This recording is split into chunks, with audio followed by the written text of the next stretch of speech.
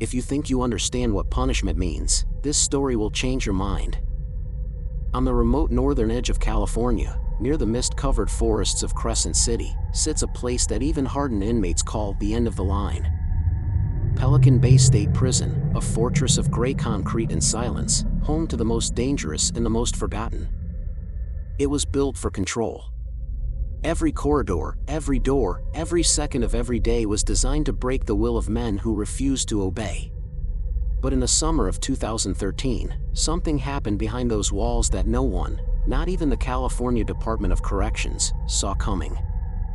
It began, as revolutions often do, with quiet. Inside the Security Housing Unit, or SHU, the prison within the prison, hundreds of inmates lived alone in windowless concrete cells. 23 hours a day of isolation.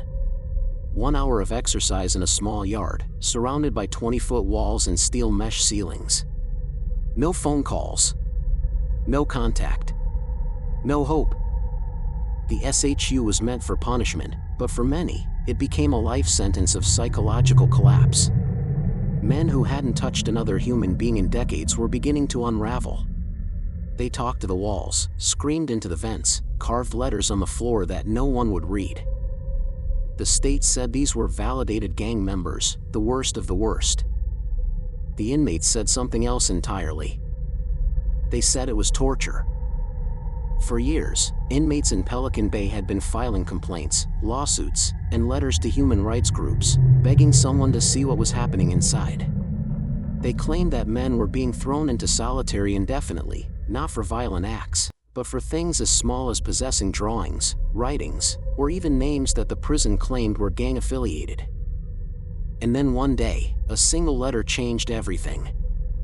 It came from a man named Todd Ashker, a long-term SHU inmate. He'd spent more than 2 decades in solitary, labeled a shot caller for the Aryan Brotherhood, though he denied it. His handwritten note, passed through the narrow cracks of prison communication, reached activists and lawyers outside. It wasn't a threat.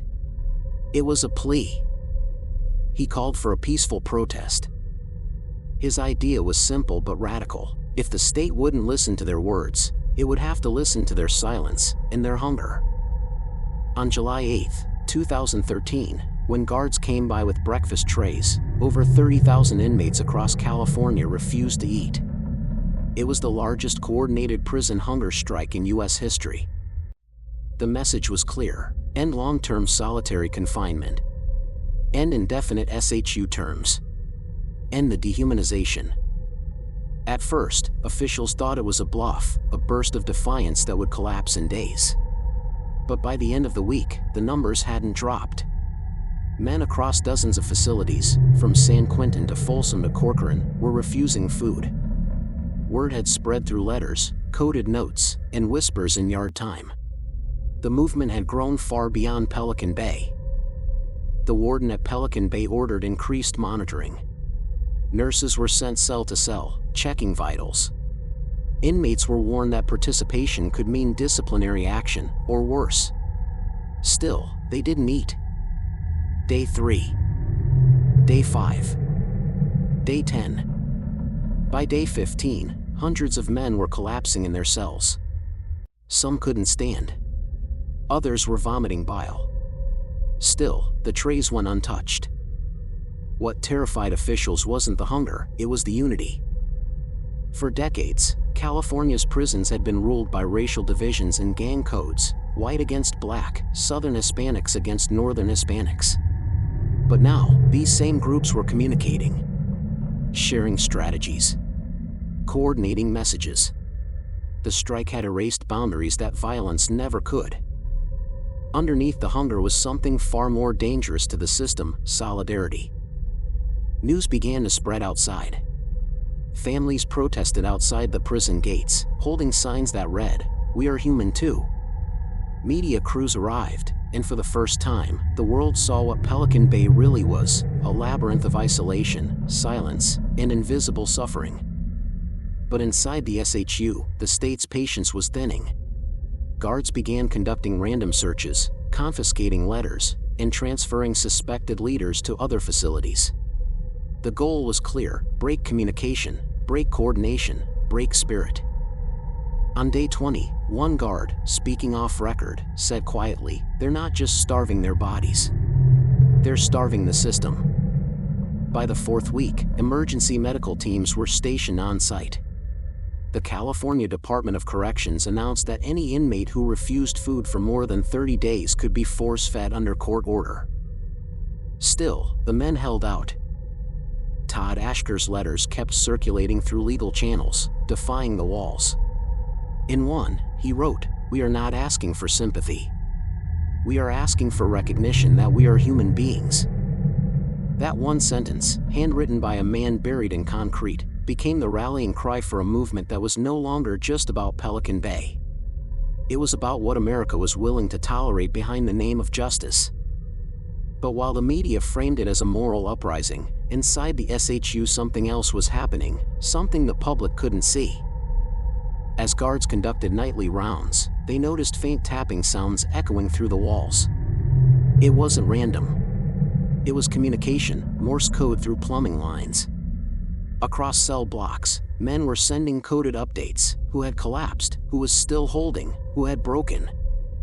One night, the lights flickered during lockdown, and in the silence that followed, a single voice called out, weak but defiant.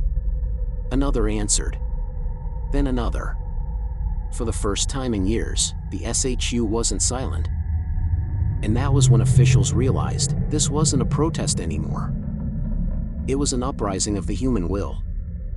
But the question everyone was afraid to ask, how far would it go before the system broke back? By the second month of the strike, the air inside Pelican Bay had changed. It wasn't just hunger anymore, it was tension, thick enough to taste. The once quiet halls of the security housing unit were now filled with the sound of labored breathing, coughs echoing through concrete, and the metallic rattle of meal trays no one touched. Officials tried to downplay the crisis. In Sacramento, Department of Corrections spokespeople told reporters that only a few hundred inmates were still participating. But inside the prison, guards whispered a different number: thousands. And morale was crumbling on both sides of the steel door. Some officers began refusing overtime, saying they didn't want to be part of watching men die. Others became hardened, angry even, calling the strike a manipulation tactic by gang leaders. They believed Todd Ashker and others were orchestrating chaos to reclaim power behind bars. But no one could ignore what was happening to the men. By day 40, bodies were frail and fragile. Inmates' eyes sank into their skulls, skin pale under fluorescent lights. Some could barely stand during daily wellness checks. Nurses recorded blood pressures so low it was a miracle they were conscious. A few began hallucinating, hearing voices from vents, seeing light where there was none. Outside, families gathered daily at the prison's main gate. Mothers, sisters, and wives held photos of their sons and brothers behind chain-link fences, shouting messages into the wind that never reached them. Journalists interviewed tearful relatives who hadn't seen or spoken to their loved ones in decades. One woman, her voice cracking, said, "They're starving because it's the only voice they have left." Pressure mounted on the state. Human rights groups, including Amnesty International, called the SHU inhumane. Legislators demanded hearings. And for the first time, California's corrections system was being forced into the spotlight it had long avoided.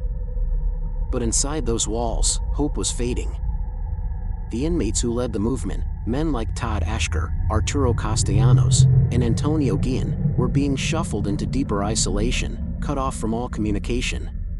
Guards began cracking down harder, performing surprise searches, tearing apart legal documents, confiscating letters, even limiting medical visits. Still, the hunger persisted. What frightened officials most wasn't defiance, it was discipline. The prisoners weren't rioting. They weren't attacking guards. They were simply refusing. By day 50, Governor Jerry Brown's office was flooded with petitions. The media dubbed it the hunger for humanity. But inside Pelican Bay, that humanity was slipping away fast. One inmate, after collapsing in his cell, reportedly whispered to a nurse, "Don't feed me. Tell them we matter." He survived, but barely. And then came the turning point, a quiet morning that started like any other. Guards were doing routine checks when one officer noticed something odd. The usually empty exercise cages in the SHU were full. Inmates who could still stand were out there, pacing slowly in silence. No shouting, no fighting, no talking. Just walking, back and forth, endlessly. When asked what they were doing, one man said, "We're reminding ourselves we still exist." The image reached the press, and it changed everything. Photographs of emaciated men walking in tiny cages under a gray sky spread online. The public reaction was explosive. Under growing scrutiny, the California Department of Corrections released a statement claiming it had begun negotiations with representatives of the inmates. But inside, those negotiations looked more like interrogations. Men were offered food in exchange for names, information, loyalty. Some refused. Others, delirious and dying, gave in. And just like that, the unity that had held them together began to fracture. By day 55, rumors spread through the SHU that certain groups were cutting separate deals with the administration. Some inmates accused others of betrayal. The taps through the walls grew louder, faster, more chaotic. What started as communication turned into accusation. Outside, media reports claimed the strike was ending, but no one inside believed it. Not until the day the sound of a helicopter echoed above the prison yard. It was a medical evacuation. One of the strikers, a man in his 40s who hadn't eaten for nearly 2 months, had collapsed, heart rate almost gone. Guards watched as he was carried out on a stretcher, IVs dangling, lips cracked and eyes unfocused. That image, a dying man being airlifted from Pelican Bay, broke the silence of the State House. Within days, the California Assembly's Public Safety Committee announced emergency hearings. Lawmakers demanded an end to indefinite solitary confinement and a review of SHU policies. But inside the prison, none of that news reached the inmates. They had no access to TVs, radios, or newspapers. All they knew was the sound of footsteps and the smell of food they refused to touch. For the first time in years, the prison administration was no longer in control, and that terrified them. A warden later admitted, off the record, they didn't need weapons. They used starvation like a mirror. They made us look at ourselves. By day 59, only a few hundred men were still holding strong. Others had been transferred to hospitals, some had been force-fed, and others, under pressure from families, began eating again. But before the movement faded, before the last tray of uneaten food was pulled from the cell block, something happened that no one expected. A letter arrived at the prison's administrative office. It was short. No threats. No demands. Just one line: "We may eat again, but we'll never be silent again." It was signed collectively, by hundreds of inmates.